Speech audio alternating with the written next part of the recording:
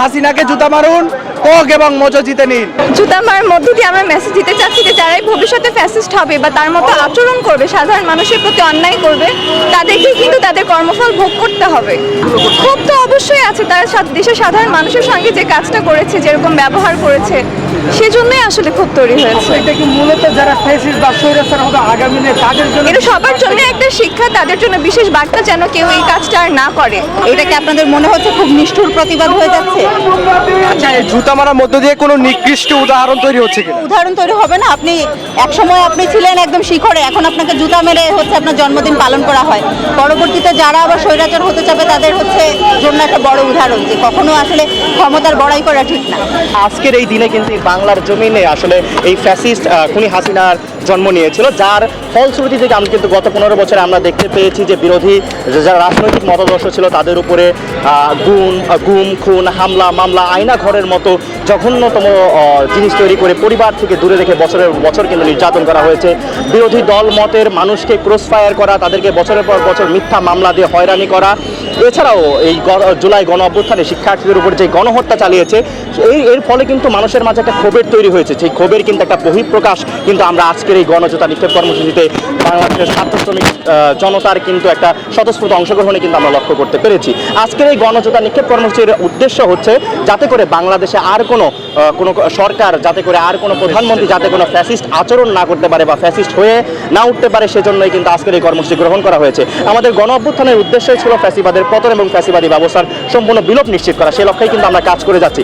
আমরা ইতিহাসে দৃষ্টান্ত স্থাপন করতে যাচ্ছি যে আসলে একজন ফ্যাসিস্টের শেষ পরিণতি আসলে কি হতে পারে। তিনি বাংলাদেশ থেকে পালিয়ে চলে গেছে, কিন্তু বাংলাদেশের মানুষের মাঝে যে ঘৃণা এবং ক্ষোভ রয়ে গেছে তারই কিন্তু আমরা বহিঃপ্রকাশ আমরা কিন্তু দেখতে পাচ্ছি এই গণজোতা নিক্ষেপ কর্মসূচির মাধ্যমে।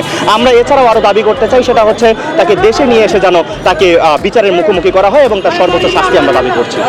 আপনারা কি এই কর্মসূচির সাথে সমন্বয়কদের পক্ষ থেকে?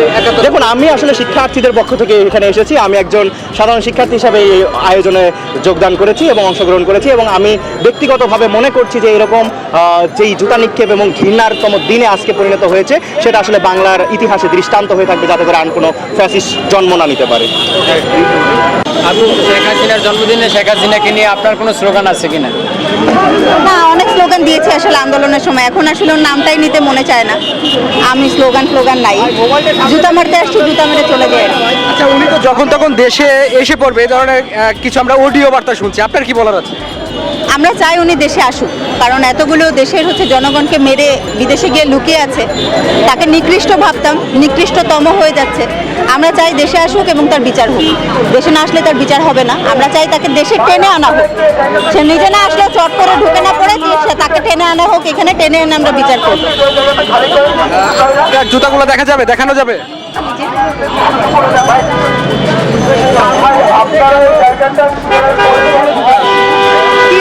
মতো আছে, 30-40টার মতো নিয়ে আসছি। দেখি বিভিন্ন রকম জুতা, আসলে সব থেকে ছেঁড়াগুলো আছে। এই জুতাগুলো কি ভালো নাকি? না, এটা একদমই নিকৃষ্ট। ভালো ভালো কতগুলো বেছে রেখে আসছি, যেগুলো ফেলে দেওয়া হয়েছে ওর ভিতর ভালো ভালো ছিল, ওগুলো রেখে আসছি। যেগুলো একদমই নিকৃষ্ট ওটা নিয়ে আসছি, নিকৃষ্ট মানুষকে মারার জন্য।